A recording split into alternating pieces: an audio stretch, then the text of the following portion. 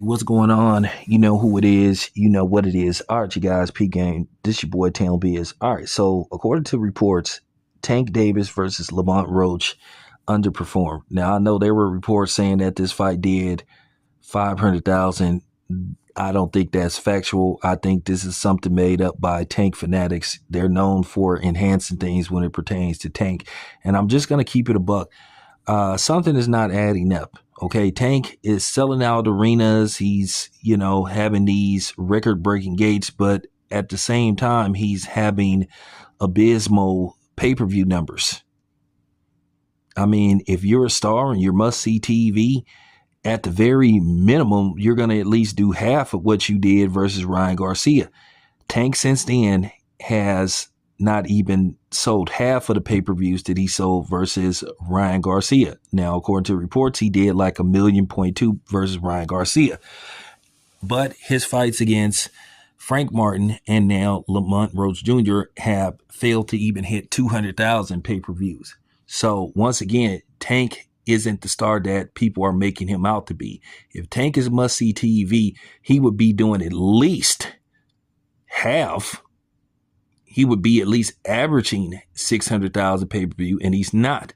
But then his handlers will tell you that he's must-see TV and he's a star. Obviously, according to these reports and these numbers, that is not factual.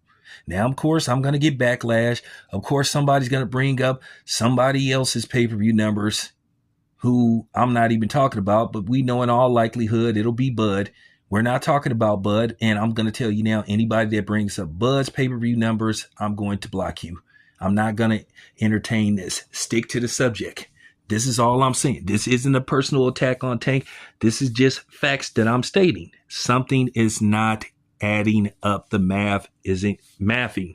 At the end of the day, yes, this fight turned out to be better than what we anticipated, but at the same time, this was a fight nobody was checking for. And Tank apparently isn't the star that people want us to believe, and particularly the PBC and his handlers. So they can tweet all they want about the gate and all this kind of stuff. But, well, here's the thing.